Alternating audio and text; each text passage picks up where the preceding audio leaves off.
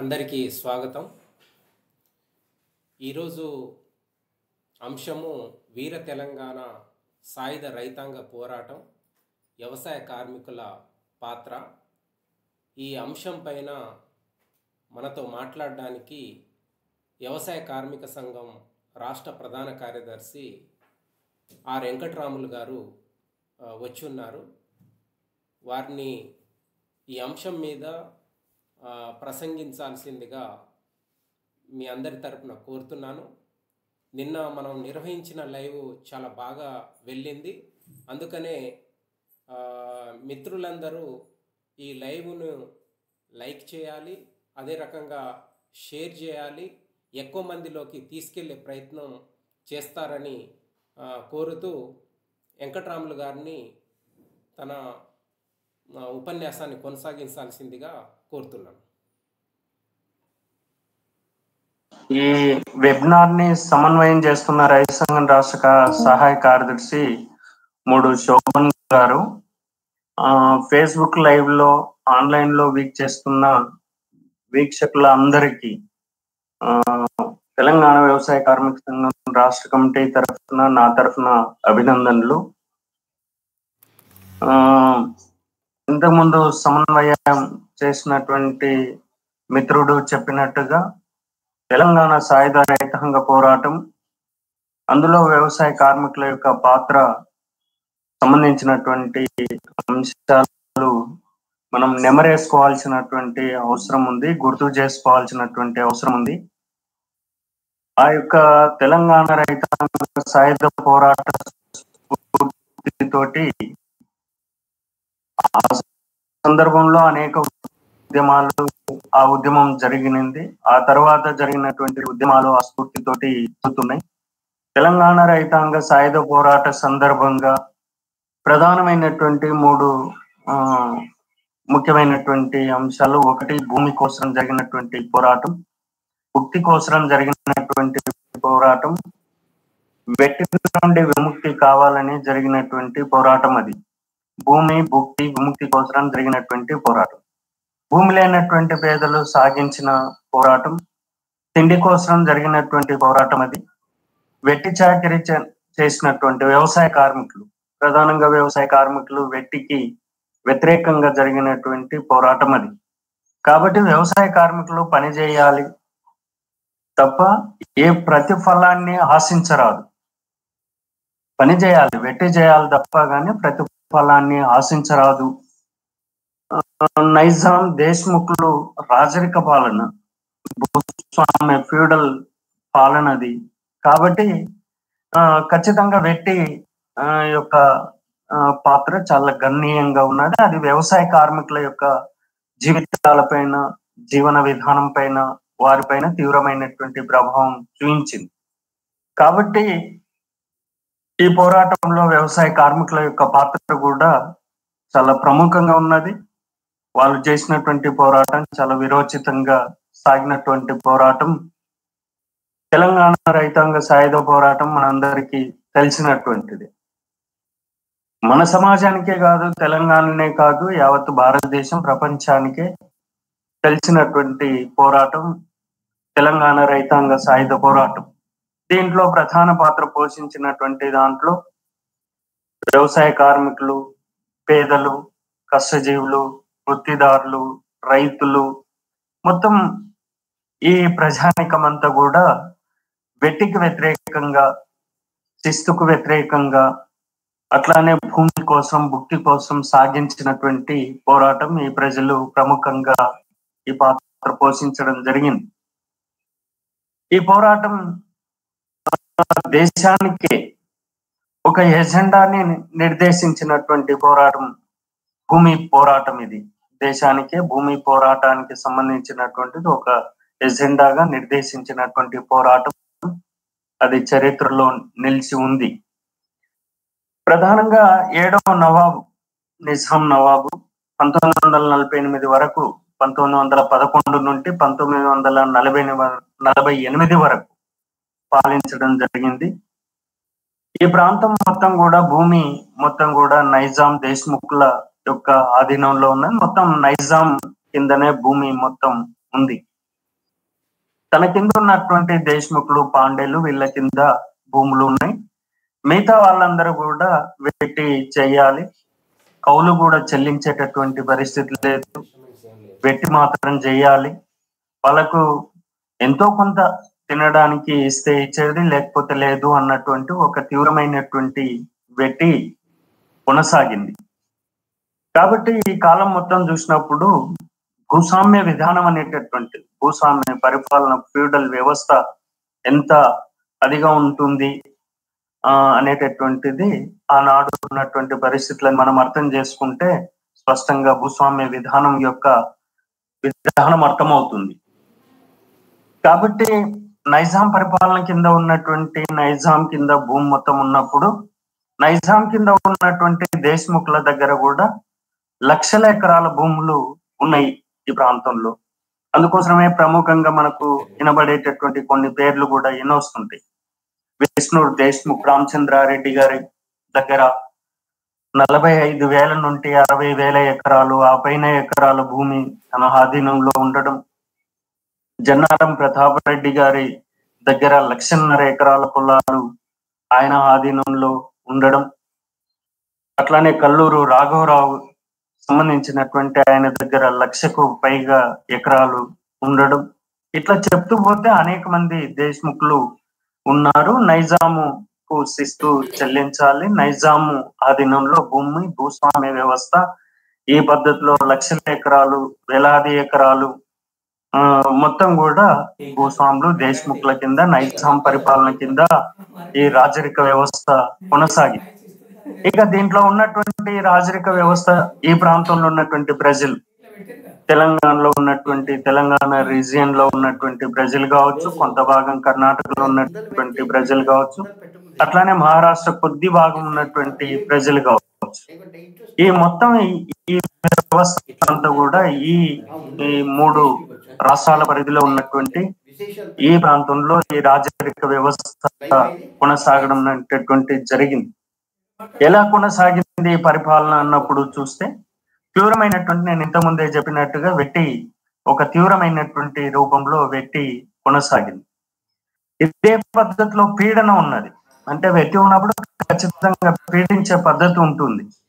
ఎవరిని పీడించిండ్రు, ఎవరు వెట్టి చేసిండ్రు అన్నప్పుడు చూసినప్పుడు మనం సబ్జెక్ట్ లోనే చెప్పుకున్నట్టుగా వ్యవసాయ కార్మికులు, ఇందుట్లో ఉన్నటువంటి వృత్తిదారులు, అట్లానే పేదలు, కష్టజీవులు, సన్నచిన్నకారు రైతులు మొత్తం కూడా ఈ వెట్టికి గురి కావడం అనేటటువంటి జరిగింది.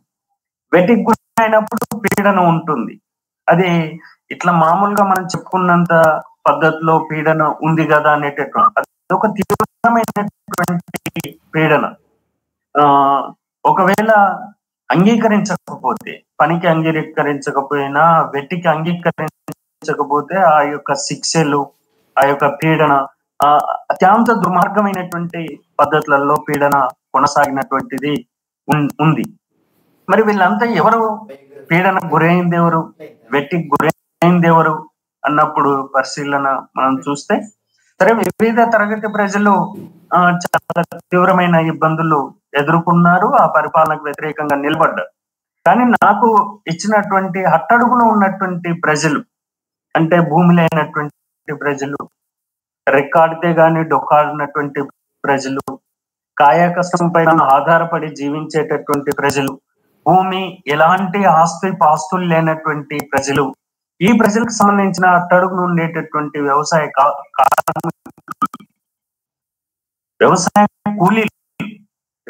కూలీల యొక్క స్థితిగతులు ఆనాడు పీడనటువంటి పరిస్థితి, వెట్టి చాకరికి గురైనటువంటి పరిస్థితి.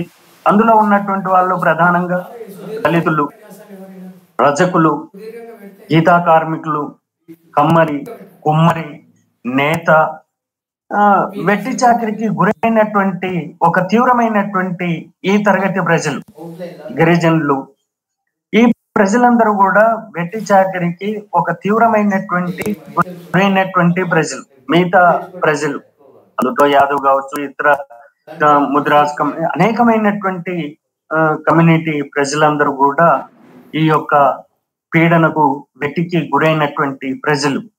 అచ్చం వ్యవసాయ కార్మికులు అయితేనేమో, వెట్టి చాకరి, వృత్తిదారులైతేనేమో పీడనకు, దోపిడీకి గురైనటువంటి పద్ధతులు అవలంబించడం జరిగింది.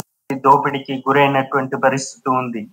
కాబట్టి తెలంగాణ ప్రాంతంలో నైజాం ప్రభుత్వం దోపిడీ చేయడం జరిగింది, వెట్టి చాకరీ చేయడం జరిగింది, పీడించడం జరిగింది, అనేకమైనటువంటి అకృత్యాలకు పాల్పడడం జరిగింది ప్రజలపైన. ఈ యొక్క భూస్వామ్య పరిపాలనలో, నైజాం భూస్వామ్య పరిపాలనలో ఇలాంటి పీడన అనేటటువంటిది ఒక తీవ్రమైనటువంటి పీడన, దోపిడీ పద్ధతులు, అనేక అకృత్యాలు, ఇవల్ల కూడా దాడులు, దౌర్జన్యాలు, భూమి పైన ఎలాంటి హక్కులు లేకపోవడం, చేసిన వాళ్ళకు ఎలాంటి ప్రతిఫలం లేకపోవడం, ఈ రకంగా అందరూ సేవ చేయాలి తప్ప కానీ ప్రతిఫలాన్ని ఆశించేది లేదు, ఆశించరాదు. సేవ చేయాలి, శిస్తులు చెల్లించాలి, వాళ్ళు ఇచ్చిన దయా దాక్షిణ్యాలపైన, వాళ్ళు ఇచ్చేటటువంటి దానిపైన ఆధారపడి జీవించాలనేటటువంటిది ఒక పీడన, దోపిడి, వెట్టి చాకరీ అనేటటువంటిది ఒక తీవ్రమైనటువంటి పద్ధతుల్లో ఈ కాలంలో పరిపాలన, నైజాం ప్రభు పరిపాలన, దేశముఖుల పరిపాలనలో కొనసాగడం అనేటటువంటి జరిగింది. ఈ పీడనకు వ్యతిరేకంగా ప్రజలు, పీడనకు వ్యతిరేకంగా, వెట్టి చాకరీకి వ్యతిరేకంగా, దోపిడీ పద్ధతులకు వ్యతిరేకంగా ఆనాడు, సరే నేను అంతకన్నా ముందులోకి వెళ్ళను కానీ 1900 ప్రధానంగా 40 నుండి పోరాటాలు ప్రారంభం అనేటటువంటిది ఒక ప్రధానమైనటువంటి పాత్ర. పోరాటాలకు ప్రజలు సంసిద్ధులను చేసేటటువంటి పద్ధతులలో ఆంధ్ర మహాసభ యొక్క కృషి అనేటటువంటిది చాలా ప్రముఖమైనటువంటి కృషి చేయడం జరిగింది. 1940 నుండి ప్రారంభమైంది. అనేక మహాసభలు, ఆంధ్ర మహాసభలు ఈ ప్రాంతంలో జరిగినాయి. ప్రజల్ని ఎందుకు జరిగినాయి? ఆంధ్ర మహాసభ ప్రజల్ని చైతన్యవంతం చేసేటట్టు. ఏం చైతన్యవంతం? పీడనకు వ్యతిరేకంగా, దోపిడీకి వ్యతిరేకంగా, భూమి భుక్తి విముక్తి కోసం ప్రజల్ని చైతన్యం, రాజరిక పరిపాలనకు వ్యతిరేకంగా, నైజాం పాలనకు వ్యతిరేకంగా ఈ ఆంధ్ర మహాసభ అనేటటువంటిది ఒక ప్రముఖమైనటువంటి పాత్ర పోషించింది. పోరాటాలు ప్రారంభం చేయడం అనేటటువంటిది జరిగింది. దీన్ని అందుకున్నటువంటి ప్రజలు, పేదలు, కష్టజీవులు, వ్యవసాయ కార్మికులు, వృత్తిదారులు, దళితులు, ఈ గ్రామీణ ప్రాంతంలో ఉండేటటువంటి వెట్టి గురవుతున్నటువంటి ప్రజలందరూ కూడా ఈ మహాసభ సంఘం ద్వారా చైతన్యం అనేటటువంటిది కావడం జరిగింది. ప్రజలు అర్థం చేసుకున్నారు నైజాం ప్రభుత్వానికి విధానాలని, నైజాం పాలకుల యొక్క నిరంకుశత్వాన్ని ప్రజలకు అర్థం చేయించడం జరిగింది. ఆ పాత్ర, ఆంధ్ర మహాసభ పాత్ర అనేటటువంటిది ఒక ప్రముఖంగా ప్రజల్ని చైతన్యవంతం చేయడానికి ఉపయోగం జరిగింది. ఆంధ్ర మహాసభ సంఘాల నిర్మాణం ఈ క్రమంలోనే కమ్యూనిస్ట్ పార్టీ, ప్రధానంగా కమ్యూనిస్ట్ పార్టీ ఎప్పుడు ఏర్పడింది ఏంటి అనేటటువంటిది ఆ జోలికి పోకుండా 1946లో సెప్టెంబర్ 11వ తారీఖు నాడు కమ్యూనిస్ట్ పార్టీ సాయుధ పోరాటానికి ప్రజల సంసిద్ధతను బట్టి, ప్రజలు ఆ వెట్టికి వ్యతిరేకంగా నిలబడుతున్నటువంటిది, గ్రామాల్లో ప్రజలందరూ కూడా స్వతంత్రత కోసం వెట్టికి వ్యతిరేకంగా నిలబడుతున్నటువంటిది, పోరాడుతున్నటువంటి ఈ చైతన్యాన్ని చూసి 1946 సెప్టెంబర్ 11వ తారీఖు నాడు కమ్యూనిస్ట్ పార్టీ సాయుధ పోరాటానికి పిలుపు ఇవ్వడం అనేటటువంటిది జరిగింది. ఇది ప్రధానమైనటువంటిది. 1946లో సెప్టెంబర్ 11వ తారీఖు నాడు కమ్యూనిస్ట్ పార్టీ సాయుధ పోరాటానికి పిలుపు ఇవ్వడం అనేటటువంటిది ఒక ప్రముఖమైనటువంటిది, ఒక ముఖ్యమైనటువంటిది. మరి సాయుధ పోరాటంలో ఎవరు భాగస్వామ్యం అయ్యిండ్రు? సాయుధ పోరాటాన్ని నడిపింది ఎవరు అన్నప్పుడు మనం చూసినప్పుడు సాయుధ పోరాటానికి నాయకత్వం వహించింది కమ్యూనిస్టులు. సాయుధ పోరాట పిలుపునందుకొని భాగస్వామ్యమైనటువంటిది అట్టడుగునున్నటువంటి కష్టజీవులు, పేదలు. అందుకోసం తెలంగాణ రైతాంగ సాయుధ పోరాటం, అంటే తెలంగాణలో ఉన్నటువంటి రైతులు, వ్యవసాయ కార్మికులు, వృత్తిదారులు, అట్లానే మిగతా ప్రజానికము ప్రధానమైనటువంటి పాత్ర. అందరూ కూడా, మొత్తం ప్రజలందరూ కూడా దోపిడీకి వ్యతిరేకంగా, పీడనకు వ్యతిరేకంగా, వెట్టి చాకరీకి వ్యతిరేకంగా, భూమి భుక్తి విముక్తి కోసం సాగినటువంటి పోరాటానికి ఏదైతే కమ్యూనిస్ట్ పార్టీ ఎంత ఒక విశాలమైనటువంటి ఆలోచనతోటి ఏ పిలిపి ఇచ్చిందో 1946 సెప్టెంబర్ 11వ తారీఖు నాడు దాన్ని పిలుపునందుకొని పెద్ద ఎత్తున తెలంగాణ ప్రాంతంలో ఈ పోరాటం అనేటటువంటి జరిగింది. అట్లానే అనేకమైనటువంటి ఈ పోరాటాల సందర్భంగా, సాయుధ పోరాటం సందర్భంగా నైజాం ప్రభు నిరంకుశత్వ పాలనలో తాను అనేక మందిని హత్యలు చేయడం జరిగింది. అనేక మంది ప్రజల్ని, సంఘ నాయకుల్ని, కమ్యూనిస్టు నాయకుల్ని సుమారుగా 1500 మందిని పొట్టన పెట్టుకున్నటువంటిది నిజాం నిరంకుశ పాలన అనేటటువంటిది స్పష్టంగా మనకు కనబడుతుంది. అదే మోతాదులోనే ఇక్కడ జరుగుతున్నటువంటి పోరాటం కూడా అణచివేయాలని యూనియన్ ప్రభుత్వం, నెహ్రూ ప్రభుత్వం కూడా 1948 సెప్టెంబర్ 13వ తారీఖు నాడు సైనిక చర్యకు పూనుకున్నది. అప్పుడు సుమారుగా 2,500 మంది చనిపోవడం అనేటటువంటి జరిగింది. మొత్తం ఈ ప్రాంతంలో 4,000 మంది కమ్యూనిస్టు కార్యకర్తలు, సంఘ నాయకులు గ్రామీణ ప్రాంతాల్లో పోరాటాలు నడుపుతున్నటువంటి సందర్భంలో ఈ యొక్క యూనియన్ సైన్యానికి బలైనటువంటిది ప్లస్ నైజాం ప్రభుత్వానికి బలైనటువంటిది సుమారుగా 4,000 మంది నాయకత్వం, కార్యకర్తలు, నాయకులు ఈ ఉద్యమంలో బలి కావడం అనేటటువంటిది జరిగింది.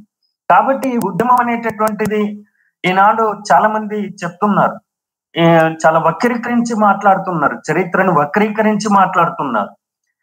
చరిత్రనే తిరగరాయాలి తమకు అనుకూలంగానేటటువంటి పద్ధతులలో కూడా మాట్లాడుతున్నారు. కాబట్టి చరిత్ర వక్రీకరించిన, చరిత్రకు తిరగరాసిన వాళ్ళు చెప్పుకోవడానికి కాస్త ఆ పద్ధతులలో ఉపయోగపడవచ్చు. కానీ చరిత్ర అనేటటువంటి చరిత్రనే, చరిత్రలో జరిగినటువంటిది ఏ రైతాంగ సాయుధ పోరాటం జరిగిందో దానికి కమ్యూనిస్టులు నాయకత్వం వహించారో ఆ పేదలని ఎర్ర జెండా కింద సమీకరించడం జరిగింది. పేద ప్రజలు, వ్యవసాయ కార్మికులు, చేతి వృత్తిదారులు, పేదలందరూ కూడా ఎర్ర జెండా చేతబట్టి నైజాం ప్రభుత్వానికి వ్యతిరేకంగా నిలబడటం అనేటటువంటి జరిగింది. ఆ పద్ధతులలో పోరాడి అమరులైనటువంటి వాళ్ళు 4,000 మంది అమరులు కావించడం అనేటటువంటిది జరిగింది. కాబట్టి ఈ పోరాటాన్ని మొత్తం చూసినప్పుడు, జరిగినటువంటి పోరాటం చూసినప్పుడు 40లో ప్రారంభమైనప్పటికీ 46 నుండి 48 వరకు జరిగిన, 45 నుండి 48 వరకు జరిగినటువంటి పోరాటం విరోచితమైనటువంటి పోరాటం. 46 నుండి 48 మధ్యలో జరిగినటువంటిది సాయుధ పోరాటం అనేటటువంటిది చాలా తీవ్ర రూపంలో ప్రజలు సాయుధులయ్యి తిరుగుబాటు చేయడం జరిగింది. తమ హక్కుల కోసం, వెట్టికి వ్యతిరేకంగా జరిగినటువంటి పోరాటం. కాబట్టి దీన్ని భూమి భుక్తి కోసం, భూస్వామ్య పాలనకు వ్యతిరేకంగా సాగిన ఉద్యమం ఇది, సాగిన సాయుధ పోరాటం ఇది. భూమి భుక్తి కోసం, భూమి కష్టజీవులు, భూమికి దూరంగా ఉన్నటువంటి కష్టజీవులు భూమి పైన పంట పండించుకున్న ఆ పంటనే వాళ్ళకి హక్కు లేదని ఆనాడున్నటువంటి పాలకులు ప్రజల్ని తరిమేసినటువంటి సందర్భంలో భూమి మాది, భూమి పైన పండిన పంట మాది, వెట్టి మేము చేయలేం, శిస్తు మేము కట్టలేం, రకాలు మేము చెల్లించలేమని అట్టడుగునున్నటువంటి పేదలందరూ కూడా, కష్టజీవులందరూ కూడా భూస్వామ్య పాలనకు వ్యతిరేకంగా సాగిన సాయుధ పోరాటమే తెలంగాణ రైతాంగ సాయుధ పోరాటం. అందుకోసమే భూమి భుక్తి విముక్తి కోసం జరిగినటువంటి పోరాటం ఇది. మరి ఈ పోరాటంలో ప్రధానంగా అనేక ఫలితాలను కూడా ఈ పోరాటం ఇచ్చింది. నేను వ్యవసాయ కార్మికుల గురించి మాట్లాడతా, ఎందుకోసం అంటే రిలేటెడ్ సబ్జెక్టు. ఈ పోరాటం కొన్ని ఫలితాలని, అనేక ఫలితాలని, కొన్ని కాదు అనేక ఫలితాలని ఈ పోరాటం ఇవ్వడం అనేటటువంటిది జరిగింది. అందులో ప్రధానంగా భూ చట్టాలు, ఈ పోరాట అనంతరం పాలక ప్రభుత్వాలు భూ చట్టాలను చేయాల్సినటువంటి పరిస్థితి వచ్చింది. అదే సమయంలోనే రక్షిత కౌలుదారు చట్టం, ఏదైతే ప్రజలు కౌలు చేస్తూ భూములపైన ఉన్నటువంటి ప్రజలకు హక్కులు కల్పించేటటువంటి చట్టం 1950లో రక్షిత కౌలుదారుల చట్టం సాధించబడడం అనేటటువంటి జరిగింది. ఏదైతే 1948లో సాయుధ పోరాటం సెప్టెంబర్ 17 యూనియన్ గవర్నమెంట్ లో అనంతరం రక్షిత కౌలుల చట్టం సాధించబడడం అనేటటువంటి జరిగింది. అటువంటి చట్టం రావడానికి ప్రధానమైనటువంటి కారణం ఏంటి అంటే ఆనాడు ఉన్నటువంటి నిజాం పరిపాలన కింద ఉన్నటువంటి భూములపైన ఉన్నటువంటి పేదలు ఆ పేదలకు హక్కులు రావాలని అంటే ఖచ్చితంగా చట్టం చేయబడాలి. ఆ చట్టం రక్షిత కౌలుదారు చట్టాన్ని సాధించుకోవడం, ఆ ఉద్యమం అనేటటువంటిది సాధించి పెట్టడం జరిగింది. అట్లానే 10 లక్షల ఎకరాల భూములని 10 లక్షల ఎకరాల భూములని పంపిణీ చేయడం అనేటటువంటిది ఒక పెద్ద విజయం. 3000 గ్రామాలు పేదలందరూ, కష్టజీవులు, వ్యవసాయ కార్మికులు 3000 గ్రామాలు విముక్తి అంటే మేము వేటి నుండి విముక్తి అయ్యాం, భూస్వామ్య పరిపాలనని కూడదోశాం అనేటటువంటి ఒక స్వేచ్ఛ స్వాతంత్రం అనేటటువంటి పద్ధతులలో ప్రజలు 3000 గ్రామాల్లో విముక్తిని కావించబడ్డం అనేటటువంటిది అది మామూలు విషయం కాదు. అది ప్రజలు చేసినటువంటి భూస్వామ్య పరిపాలనకు వ్యతిరేకంగా సాగించినటువంటి పోరాటంలో విజయం సాధించినటువంటి ఒక పెద్ద విజయం. కాబట్టి 10 లక్షల ఎకరాల భూముల పంపిణీ, 3000 గ్రామాల్లో ఈ విముక్తి సాధించడం, అంతేకాదు 10 లక్షల ఎకరాలే కాదు, తర్వాత ప్రభుత్వాలు ఈ పోరాట ఫలితంగా కమ్యూనిస్టుల నాయకత్వంలో సాగినటువంటి పోరాటాల ఫలితంగా దున్నేవాడికి భూమి కావాలని, ప్రతి వానికి పేదవానికి భూమి ఉండాలనేటటువంటి నినాదాలు ఇచ్చి పెద్ద భూ ఉద్యమాన్ని ఏ తెలంగాణ రైతాంగ సాయుధ పోరాటం సాగిందో తదనంతర కాలంలో కూడా ఆ పోరాటం కొనసాగుతున్నటువంటి క్రమం మనం చూసాం. అనేక భూ ఉద్యమాలకు కమ్యూనిస్టులు సంఘాలు, ప్రధానంగా వ్యవసాయ కార్మిక సంఘాలు, రైతు సంఘాలు ఇప్పటికీ పోరాడుతూనే ఉన్నాయి. తెలంగాణ ప్రాంతంలో ఈ పోరాట ఫలితంగా 23 లక్షల ఎకరాల భూములు పేదలకు అసైన్ చేయడం జరిగింది, పేదలకు ఇవ్వడం అనేటటువంటిది జరిగింది. సరే, ఈనాడు 23 లక్షల ఎకరాల భూములు పేదల దగ్గర ఉన్నాయా, అసైన్ చేయబడ్డటువంటి వృత్తిదారుల దగ్గర ఉన్నాయా, దళితుల దగ్గర ఉన్నాయా, గిరిజనుల దగ్గర ఉన్నాయా, బలహీన వర్గాల పేదల దగ్గర ఉన్నాయనేటటువంటిది మనం పరిశీలన చేస్తే అన్యాక్రాంతమైనటువంటి పరిస్థితి కూడా ఉంది. అన్యాక్రాంతం కావడానికి కారణాలు చాలా ఉన్నాయి. కానీ సాధించినటువంటిది 23 లక్షల ఎకరాల భూములని పంపిణీ చేయడానికి సాధించినటువంటిది కమ్యూనిస్టుల చరిత్ర, ఈ సంఘాల యొక్క చరిత్ర అనేటటువంటిది అమోఘ్యమైనటువంటిది అనేటటువంటిది మనం చూడాలి.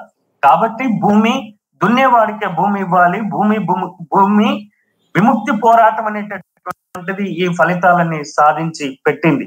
ఇప్పటికైనా కాస్తో కూస్తో భూములు ఉన్నాయంటే ఈ పోరాట ఫలితము, కమ్యూనిస్టులు సాగిస్తున్నటువంటి భూ ఉద్యమాల ఫలితంగానే ఇప్పటికైనా పేదల దగ్గర కాస్తో కూస్తో భూమి ఉంది అనేటటువంటిది మనం గమనించాల్సినటువంటి అవసరము ఉంది.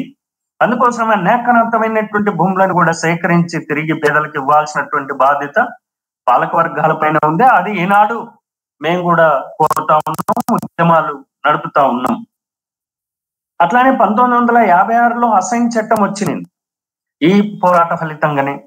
1973లో సీలింగ్ చట్టం వచ్చింది, 75లో అది అమలుకు నోచుకున్నది.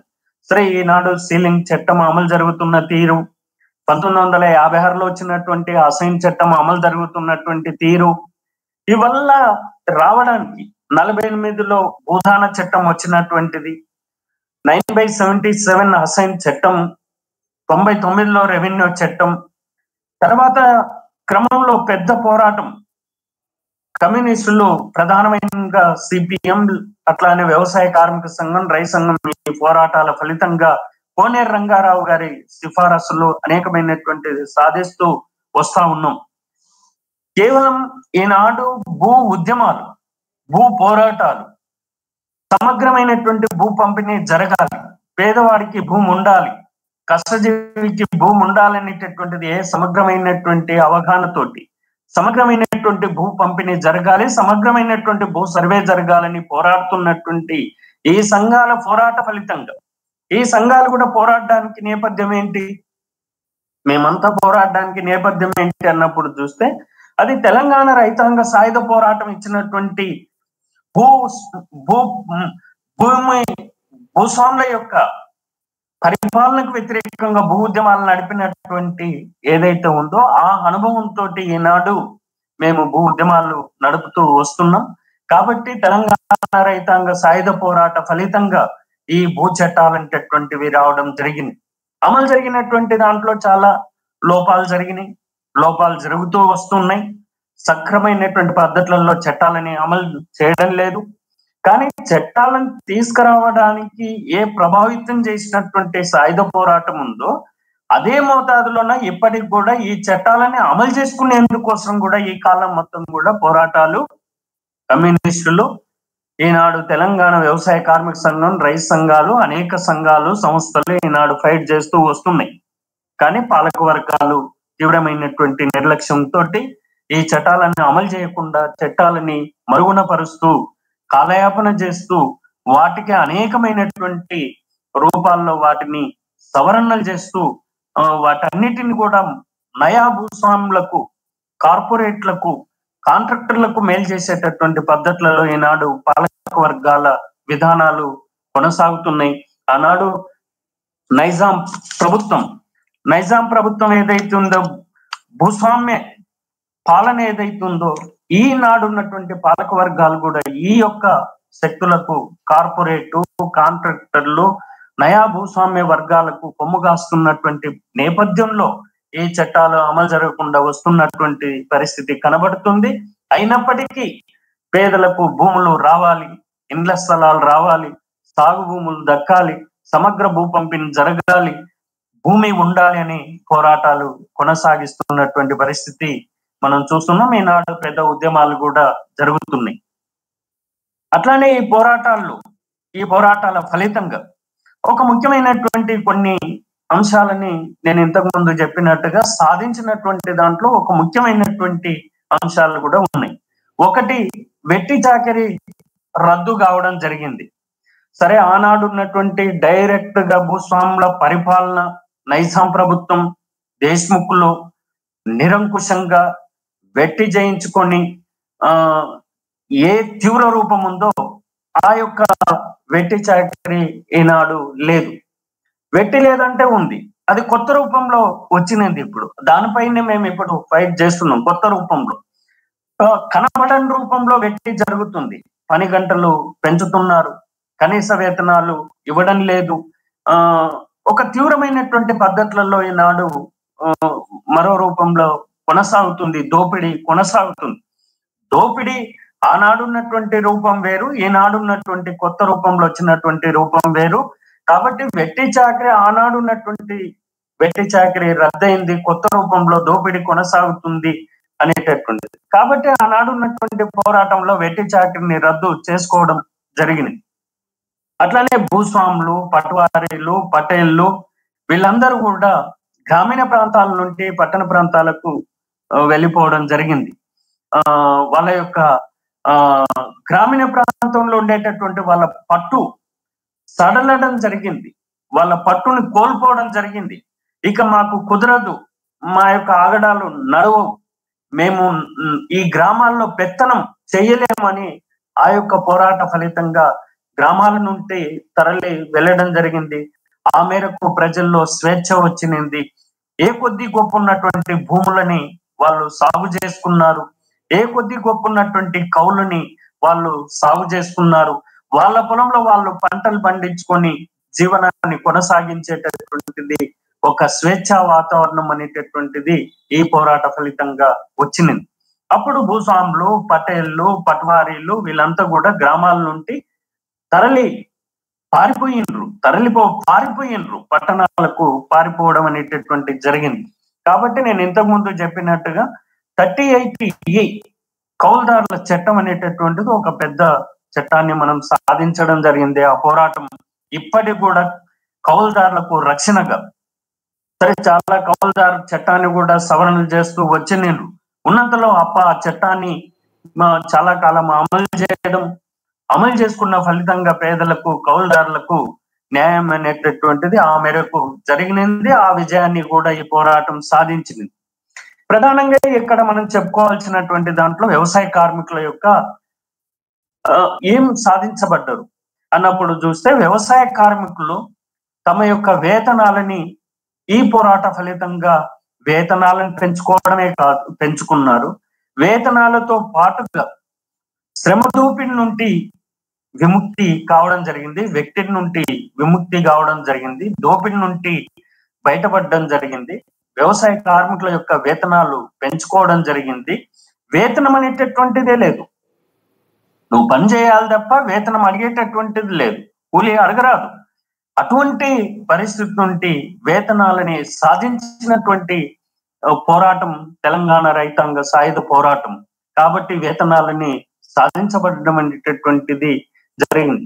కానీ ఈనాడు చూస్తే అదే వేతనాలు ఏదైతే ఉందో ఇప్పుడు కూడా వేతనాలని సాధించుకున్న పని గంటలని ఆనాడు ఆ శ్రమ దోపిడి నుండి బయటపడ్డప్పటికీ ఇప్పటికి కూడా పాలక ప్రభుత్వాలు వేతనాల చట్టాలని సవరణ చేయడం లేదు. కాంట్రాక్టు పద్ధతి, గుత్తా పద్ధతి, కాంట్రాక్టు పద్ధతి ఈనాడు మరింత పెరిగినింది. ఆ పద్ధతులలో దోపిడీ కూడా ఒక తీవ్ర రూపం అనేటటువంటిది సాగుతున్నటువంటిది ఉంది. కాబట్టి దోపిడీ పద్ధతి అనేటటువంటిది మరో రూపంలో ఈనాడు కాంట్రాక్టు పద్ధతులలో దోపిడీ జరుగుతుంది. వేతనాలు సవరణ చేయడం లేదు, అట్లానే పని గంటల యొక్క శ్రమ దోపిడీ జరుగుతుంది.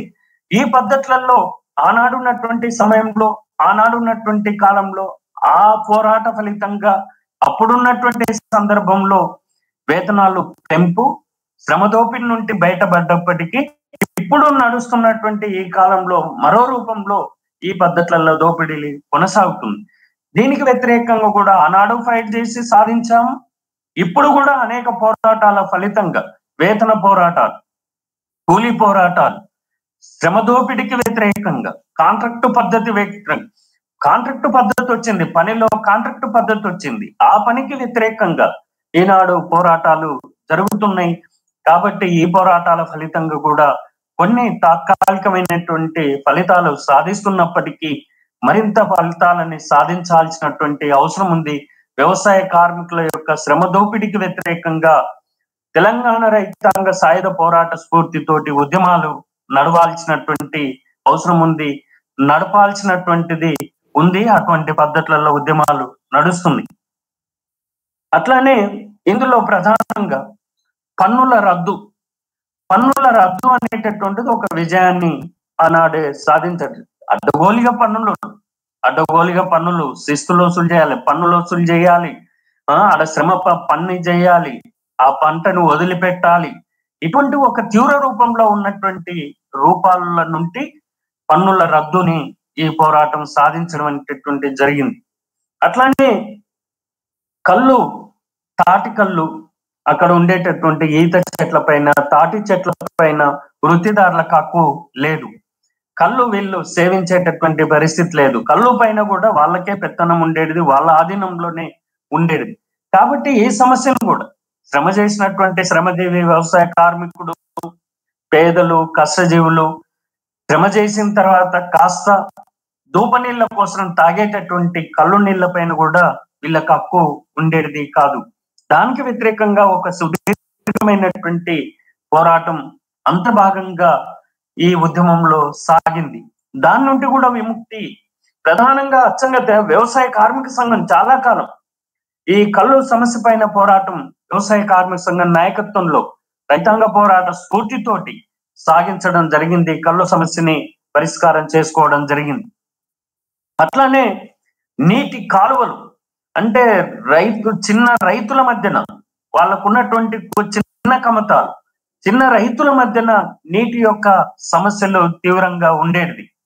కాలువలని ఆధునీకరణ, కాలువలని ఒక పొలం నుండి ఒక పొలానికి, ఒక కుంట నుండి ఒక కుంటకు ఇటువంటి సమస్యని, నీటి సమస్యని పరిష్కారం చేసుకున్నటువంటిది కూడా ఈ పోరాటం, ఈ అనుభవంలో మనం చూడొచ్చు. అట్లానే వైద్యం, విద్య అనేటటువంటిది కంప్లీట్ ఉర్దూలో, ఈ ప్రాంతంలో ఉర్దూలోనే విద్య ఉండేది. కాబట్టి విద్యను కూడా ప్రజలందరికీ ఇవ్వాలి అనేటటువంటి రాత్రుబడులు పెట్టినటువంటిది అచ్చంగా వ్యవసాయ కార్మికులకు రాత్రుబడులు పెట్టి చదువు చెప్పి వాళ్ళని చైతన్యపరిచినటువంటిది కూడా ఈ పోరాటం చేసినటువంటి గొప్ప పని చేసింది. విద్య పైన గొప్ప పని చేసింది, నీటి వనరుల పైన, వైద్యం పైన, అట్లానే కళ్ళు సమస్య పరిష్కారానికి అట్లానే పన్నుల రద్దుకు వ్యతిరేకంగా వ్యవసాయ కార్మికుల యొక్క వేతనాల పెంపు కోసం 38E కౌలుదారుల చట్టాన్ని సాధించడం, అట్లానే ముఖ్యంగా పశువుల యొక్క పంపిణీ, పశువులను కూడా గ్రామాల్లో ఉన్నటువంటి పశువులని పంపిణీ చేసుకునేటటువంటి దాంట్లో కూడా ఈ ఉద్యమం పంపిణీ చేయించబడ్డది. అందరూ కూడా ఎట్లా ఉండాలనేటటువంటిది కమ్యూనిస్టు పార్టీ ఎర్ర జెండా ఆనాడు ఉన్నటువంటి సంఘాలు, గ్రామ సంఘాలు ఇటువంటి నిర్ణయాలు తీసుకొని పశువుల పంపిణీ చేసుకొని వ్యవసాయాన్ని అభివృద్ధి చేసుకునేందుకోసం ప్రయత్నం అనేటటువంటి జరిగింది. ప్రధానంగా ఒక రుణాలు ఇచ్చినటువంటి వాళ్ళ రుణపత్రాలు రద్దు కోసం జరిగినటువంటిది. ఎవరు తీసుకుంటారు రుణాలు? రైతులు తీసుకుంటారు, వ్యవసాయ కార్మికులు తీసుకుంటారు, వృత్తిదారులు తీసుకున్నటువంటి ఈ రుణపత్రాలకు వ్యతిరేకంగా ఉద్యమం అంతర్భాగంగా జరిగింది. రుణపత్రాలని రద్దుని చేసుకోవడం అనేటటువంటిది జరిగింది. కాబట్టి ఇన్ని రూపాల్లో ఈ పోరాటం ప్రజల్ని విముక్తిని చేసింది. ఇన్ని రూపాల్లో ఏదైతే నైజాం భూస్వామ్య పరిపాలనలో జరిగినటువంటి అరాచకాలు, ఏ అరాచకాలకైతే, ఏ దోపిడీ పద్ధతులకైతే వ్యతిరేకంగా సాగినటువంటి తెలంగాణ రైతాంగ పోరాటంలో భాగస్వామ్యమైనటువంటి పేదలు, అచ్చం వ్యవసాయ కార్మికులు, తెలంగాణ ప్రాంతంలో అచ్చం వ్యవసాయ కార్మికులు, చేతి వృత్తిదారులు, వీళ్ళందరూ సాగించినటువంటి ఎర్ర జెండా నాయకత్వం కింద, సంఘం కింద ఒక ఆత్మవిశ్వాసంతో ఎర్ర జెండా కలిగించింది. ఆ ఆత్మవిశ్వాసంతో పోరాటం చేయడం ఫలితంగా ఇన్ని సమస్యల్ని పరిష్కారం చేసుకోవడం అనేటటువంటి జరిగింది. ఆ పద్ధతులలో ప్రజల్ని ఈ 3000 గ్రామాలకు పైగా విముక్తి సాధించినటువంటిది. అది యావత్తు తెలుగు ప్రాంతమే కాదు, యావత్తు భారతదేశానికి, ప్రపంచానికి ఒక మార్గనిర్దేశాన్ని ఇచ్చినటువంటిది. భూ సమస్య పరిష్కారానికి మార్గనిర్దేశాన్ని ఇచ్చినటువంటి పోరాటం ఇది. కష్టజీవులు సాధించినటువంటిది. కష్టజీవులు సాయుధులయ్యి పోరాటం చేసి విజయం సాధించినటువంటి పోరాటం ఇది అనేటటువంటిది మన గమనంలో ఉంచుకోవాల్సినటువంటి అవసరం ఉంది. కాబట్టి ఏనాడు కూడా పాలక ప్రభుత్వాలు కూడా ఈ పద్ధతులలోనే, కొత్త పద్ధతులలో దోపిడీ, పీడన, ఇప్పటికీ భూ సమస్య పరిష్కారం చేయకుండా ఈ యొక్క భూస్వామ్య పరిపాలనలో ఏ పద్ధతి అయితే ఉందో ఇప్పుడున్నటువంటి పాలక ప్రభుత్వాలు కూడా అదే భూస్వాముల పరిపాలనని తూచా తప్పకుండా అమలు చేస్తున్నటువంటి పద్ధతులలో కొనసాగుతున్నాయి. అట్లా అమలు చేయరాదు. భూ సమస్యను పరిష్కరించాలి, సమగ్ర భూ పంపిణీ జరగాలి, వెట్టి ఉండరాదు, దోపిడి ఉండరాదు, వేతన సమస్య పరిష్కారం చెయ్యాలి అనేటటువంటిది ఈనాడు కోరడం అనేటటువంటి జరుగుతుంది. అట్లానే ఒక అంటరానితనం చాలా తీవ్ర రూపంలో ఉంది. ఇప్పటికే అనేక రూపాల్లో అంటరానితనం ఉంది. కుల వివక్ష కొనసాగుతుంది, కుల పీడన కొనసాగుతుంది, కుల అసమానతలు ఉన్నాయి. అంటరానితనాన్ని కూడా నిర్మూలించాలి, అంటరానితనం పోవాలి, అంటరానితనాన్ని నిర్మూలించాలనేటటువంటిది తెలంగాణ రైతాంగ సాయుధ పోరాటం ఒక పెద్ద అంతర్భాగంగా ఉద్యమం జరిగింది. అంటరానితనానికి వ్యతిరేకంగా అంటరానితనాన్ని నిర్మూలించాలని ఒక పెద్ద నినాదం ఈ ఉద్యమంలో వచ్చింది. అంటరానితనానికి గురవుతున్నటువంటి వాళ్ళు వ్యవసాయ కార్మికులు. వ్యవసాయ కార్మికులు అంటేనే నూటికి ఉన్నటువంటి దళితుల్లో 80% పైగా దళితులు వ్యవసాయ కార్మికులు, గిరిజనులు, పేదలు, కష్టజీవులు ఈనాడు ఈ తరగతి ప్రజానికమే. కాబట్టి అంటరానితనాన్ని నిర్మూలించాలని సాగినటువంటి పోరాటం కూడా అంతర్భాగంగా తెలంగాణ రైతాంగ సాయుధ పోరాటం. ఇందులో కూడా కొంత మనము అంటరానితనాన్ని పక్కకి నెట్టేసి ప్రజలందరూ కలిసి ఐక్యంగా ఎర్ర జెండా నాయకత్వం కింద పోరాటం నడిపినటువంటి పరిస్థితి ఉంది. అంటరానితనాన్ని ఆ మేరకు నిర్మూలించుకోగలిగామనేటటువంటిది చెప్పుకోవచ్చు. అట్లానే స్త్రీలు అప్పుడు బతుకమ్మలు చాలా చరిత్రలో చెప్తూ ఉంటారు.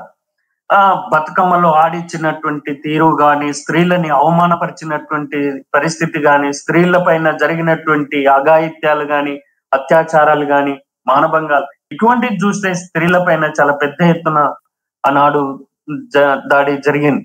కానీ ఈ పోరాటంలో స్త్రీల యొక్క పాత్ర చాలా గొప్పగా జరిగింది. అందులో మనం చూస్తే చాలా మంది చరిత్రలో ఐలమ్మ గారు సాగించినటువంటి ఆ పాత్ర మామూలు పాత్ర కాదు, మామూలు ఉద్యమం కాదు. కాబట్టి యావత్తు స్త్రీలందరూ కూడా చాలా మంది పేర్లు మనం చెప్పొచ్చు ఇప్పుడు. అందులో పాల్గొన్నటువంటి స్త్రీలు, ఆ స్త్రీల యొక్క విముక్తి కూడా జరిగినది. ఈ పోరాటం స్త్రీ సమస్యకు, స్త్రీ విముక్తికి బాట వేసినటువంటి పోరాటం ఇది. అంటరానితనాన్ని నిర్మూలించడానికి బాట వేసినటువంటి పోరాటం ఇది. దోపిడీని అంతమొందించినటువంటి పోరాటం ఇది. వెట్టిని నుండి విముక్తి గావించబడ్డటువంటి పోరాటం ఇది. భూ సమస్యకు పరిష్కార మార్గం చూపించినటువంటి పోరాటం ఇది. భుక్తికి సంబంధించినటువంటిది సాధించినటువంటి పోరాటం ఇది. కాబట్టి స్త్రీల పాత్ర అమోఘ్యమైనటువంటిది. స్త్రీల యొక్క విముక్తి కూడా ఈ పోరాటంలో జరిగింది అనేటటువంటిది మనము చెప్పుకోవచ్చు. ఆ పోరాట స్ఫూర్తితోటే ఇప్పటికీ అనేక ఉద్యమాలు, స్త్రీ విముక్తి ఉద్యమాలు జరుగుతూ వస్తున్నాయి. ఆనాడు సాధించినటువంటి ఫలితాలు, ఆనాడు అనుభవాలతోటి ఇప్పుడు ఈ పోరాటాలు జరుగుతూనే ఉన్నాయి. కాబట్టి ఈ పోరాటం అనేటటువంటిది మనం చెప్పుకుంటున్నప్పుడు భూమి భుక్తి విముక్తి ఏదైతే చెప్తున్నామో, ఈ బ్యాక్గ్రౌండ్ లో ఈ ఉద్యమం జరిగినప్పటికీ అనేక సమస్యలకు వృత్తిదారులకు రక్షణ కలిగించింది, స్త్రీలకు రక్షణ కలిగించింది, స్త్రీ విముక్తి జరిగినది, అంటరానితనానికి వ్యతిరేకంగా జరిగినది. కాబట్టి అనేకమైనటువంటి అంశాలని ఈ ఉద్యమం తీసుకొని పనిచేసింది. ఆ ప్రజలందరినీ కూడా ఈ సమస్యల నుండి బయటపడేందుకోసం ఒక విరోచితమైనటువంటి సాగిన పోరాటం ఇది. విరోచితంగా సాగిన పోరాటం ఇది. ప్రజలందరూ సాయుధులయ్యి సాగిన పోరాటం ఇది. ఆ సాయుధుల్లో వ్యవసాయ కార్మికుల పాత్ర, అట్టడుగునున్నటువంటి పేదల పాత్ర, ప్రజలందరూ సాయుధులైనరు. చేతికి ఏది దొరికితే అది తీసుకొని ఈ భూస్వామ్య పరిపాలనకు, నైజాం ప్రభుత్వానికి వ్యతిరేకంగా నెహ్రూ ప్రభుత్వం కూడా కుట్రపూరితంగా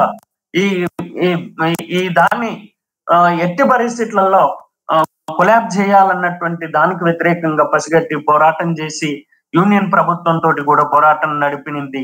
కాబట్టి అట్లా పోరాట ఫలితంగానే యూనియన్ ప్రభుత్వాలు కొన్ని నిర్ణయాలు తీసుకోవాల్సినటువంటి అవసరం వచ్చింది.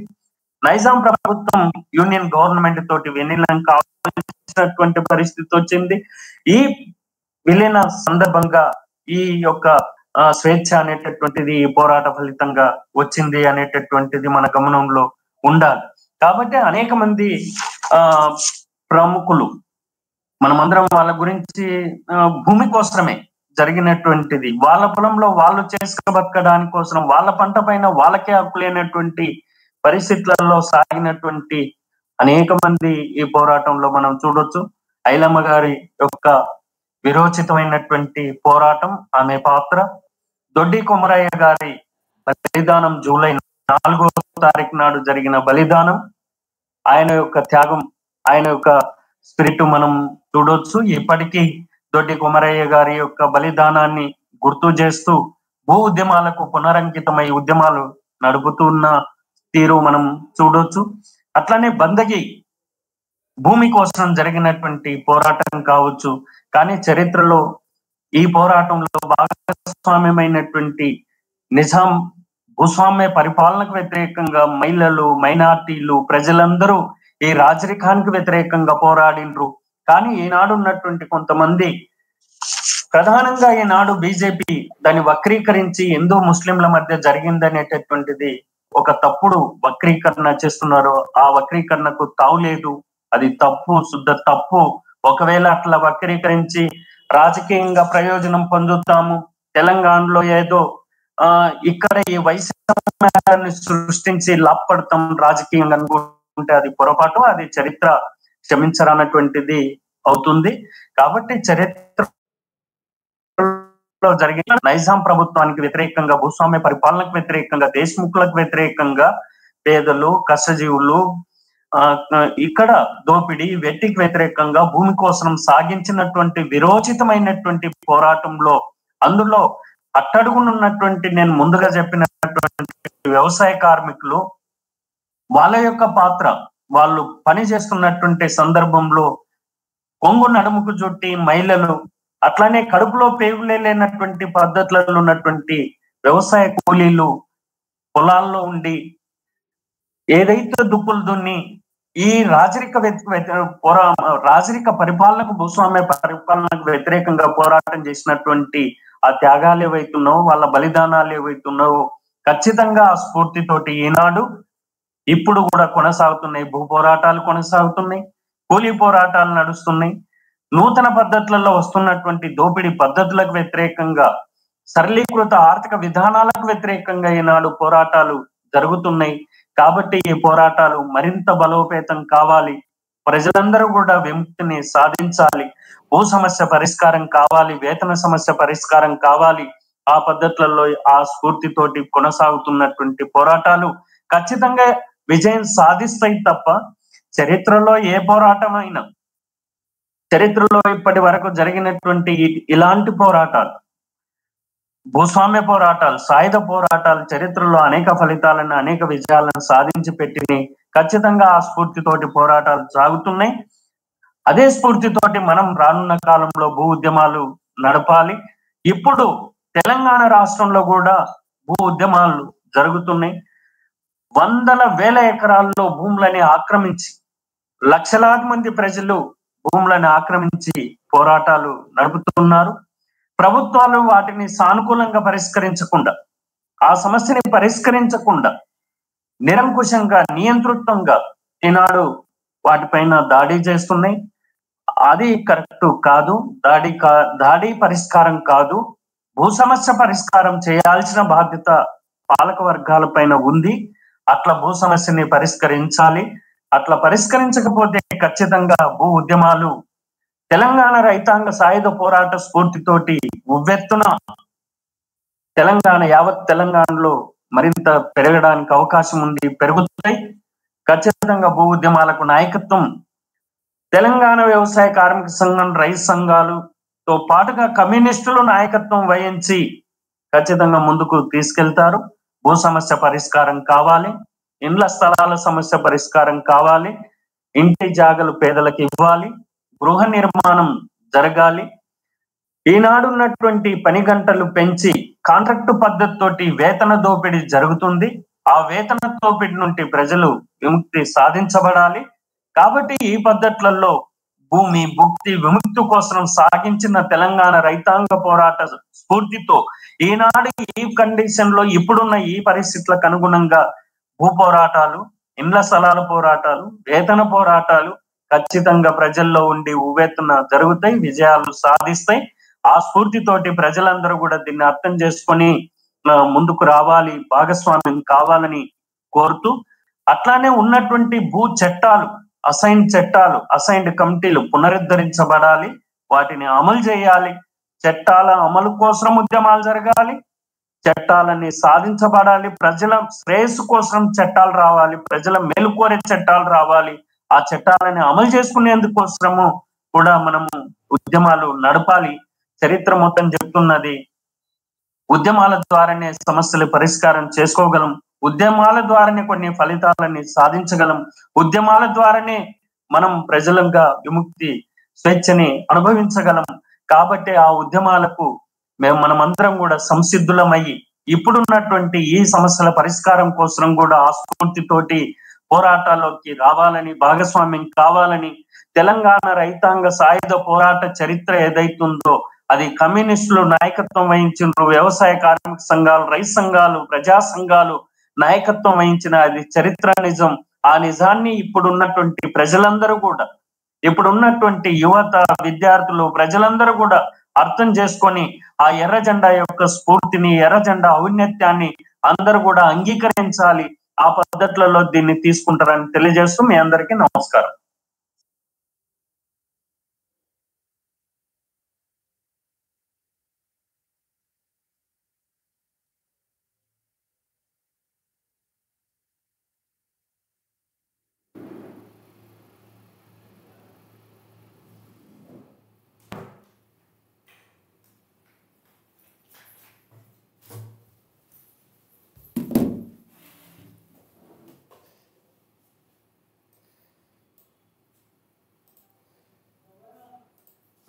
నేనున్నాను.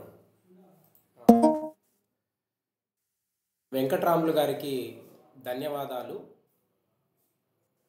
చాలా వ్యవసాయ కార్మికులు ప్రధానంగా తెలంగాణ సాయుధ రైతాంగ పోరాటంలో ఎటువంటి You are currently పాత్ర the only person in this పోషించారు conference. ఏంటనే అంశాల గురించి వివరించినందుకు వారికి ధన్యవాదాలు తెలియజేస్తూ రేపు రఘుపాల్ గారితోటి అంటే తెలంగాణ సాయుధ రైతాంగ పోరాటము అనుభవాలు అనే అంశం మీద రేపు సాయంత్రం 5ంటికి మళ్ళీ వెబినార్ ఉంటుంది. కాబట్టి ఆ సందర్భంగా జరిగే వెబినార్లో మనమంతా మళ్ళీ కలుసుకునే ప్రయత్నం చేద్దాం. కాబట్టి ఈ వెబినార్ని విన్న అందరూ ఖచ్చితంగా లైక్ చేసి దీన్ని విస్తృతంగా షేర్ చేయాలి.